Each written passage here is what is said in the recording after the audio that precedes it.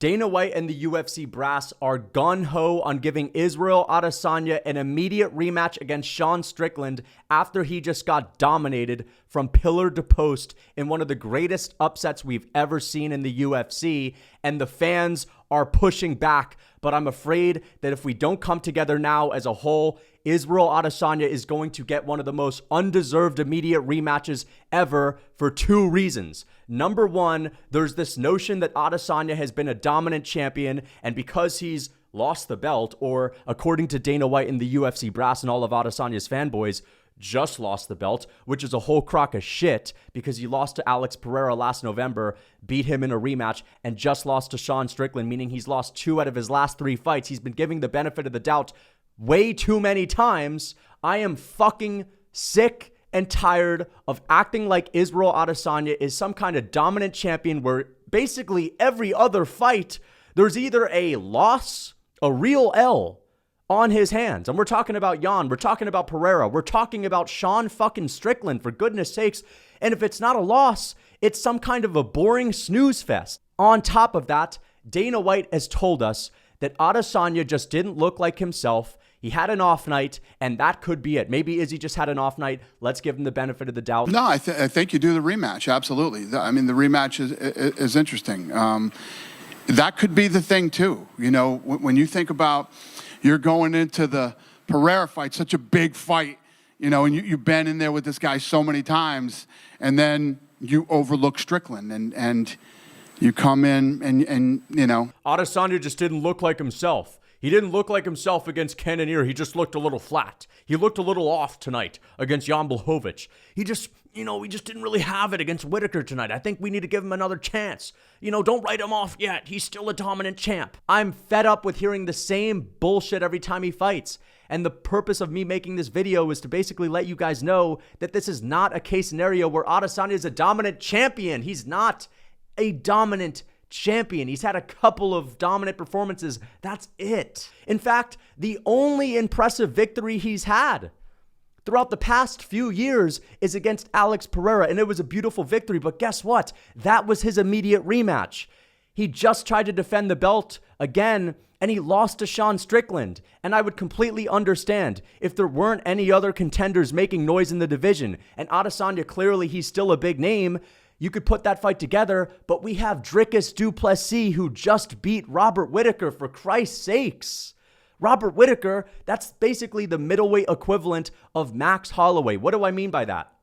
Max Holloway is a guy that literally has only lost to one man since 2014. That's Alexander Volkanovski. Other than that, he is 18-0 in the featherweight division. Basically a guy that would 100% be a dominant champion if it weren't for Volk. Robert Whitaker is the Max Holloway at middleweight, who is known for destroying every single middleweight contender other than Israel Adesanya, that was a champion in the past, that's beat up all of Adesanya's former opponents, even more impressively than Adesanya himself. Dricus Du Plessis basically just destroyed that man, took Robert Whitaker down, beat him where he's best with that takedown defense of Robert Whitaker, and then knocked him out in the second round. Only the second guy in history to finish Robert Whitaker in the middleweight division.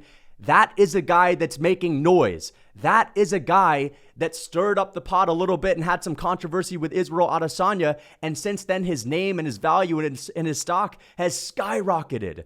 And guess what else is happening this October? Khamzat Chimaev. That's right, a guy that could literally be a top 5 star in the entire sport. Someone that is talked about as being the grappling version of Mike fucking Tyson is taking on Paulo Costa on the Makhachev and Oliveira card. If he gets a dominant victory, that's going to be noise like I've never heard before. So let me reiterate this. How the fuck does Israel Adesanya deserve a title shot when we have other contenders that are making noise, when he's arguably lost 5 out of his last 10 fights, and basically every single other of his fights is either a L or a shitty performance? The guy just got dominated.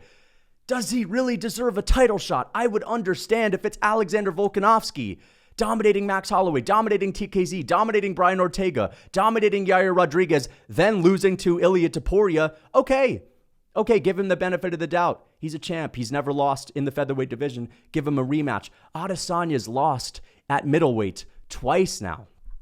Both of those times were 2 out of his last 3 fights. And there are about 3 other fucking fights that he's had at middleweight that are arguable robberies as well. And even if you don't think they're robberies, they're very, very close. This was not a dominant champion at all. He was a flashy guy. I think what it is, people just get confused with Adesanya's, the way that he has charisma in the cage and he does all these emotes and he's feinting and it looks really fancy. At the end of the day, the fancy best striker in the UFC got shut down by Sean Strickland. The sloppy man that was memed. People used to meme Sean Strickland. They used to make fun of him because even though he was winning, everyone used to say, this guy, he's like shit, but he's really good at the same time. How does he keep winning? And Adesanya, if you're the best striker in the UFC, you get dominated by him? I mean, there's not a fluke that we're talking about. Once again, this is not like a GSP Matt Serra situation where George St. Pierre was fluke finished by Matt Serra. This was one of the most convincing victories Sean Strickland could have ever have had. And not only that, Adesanya's confidence was stripped away completely. This was not the big star that was commanding attention this week. This was not the guy that owns the room and stands with his shoulders back.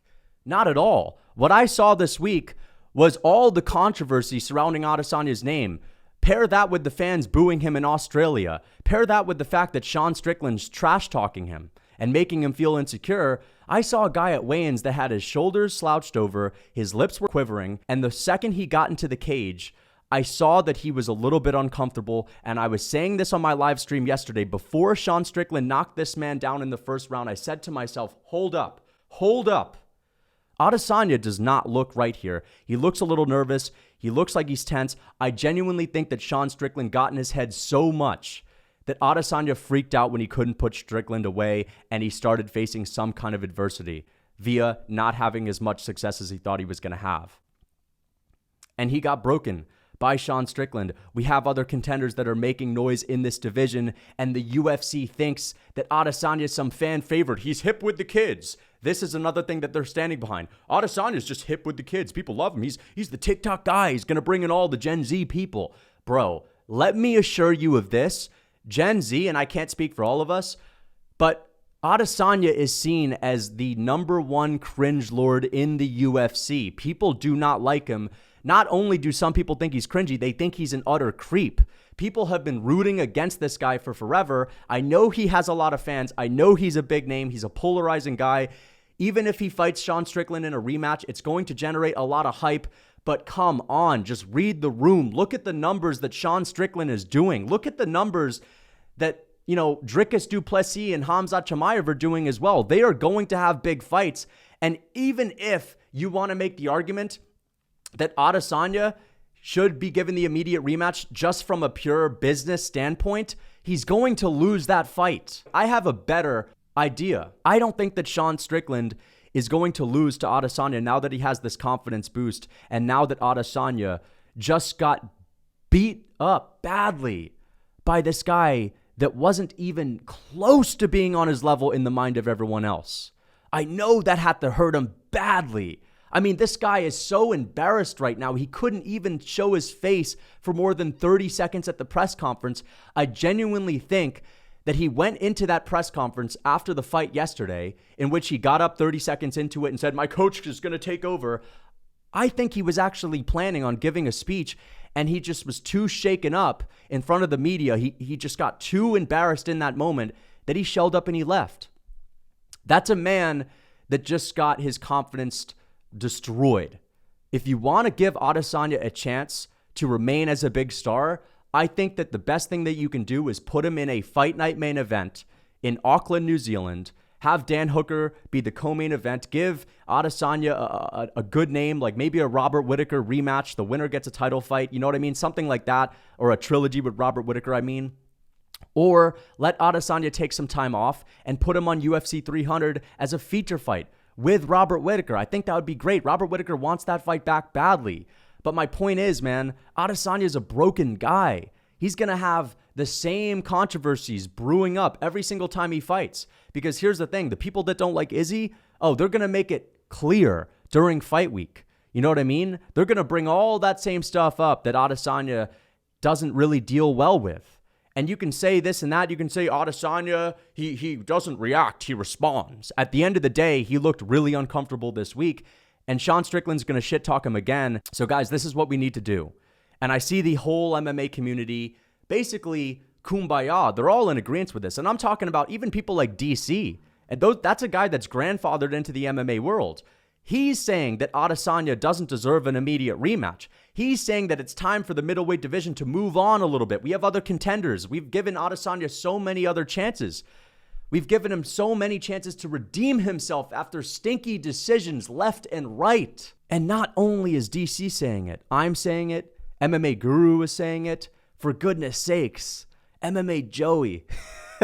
He's saying that he does not want to see Adesanya get an immediate rematch right now because Dricus Du Plessis deserves it based on merit. Let's give Dricus Du Plessis a title shot. Dana White is trying to shut that down because Dricus didn't want to take a fight on 5 weeks, 6 weeks notice, which was completely unrealistic. They were trying to rush him into this fight, which just didn't make a lot of sense.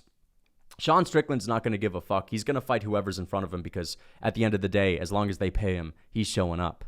But I know Adesanya is going to be a big fight.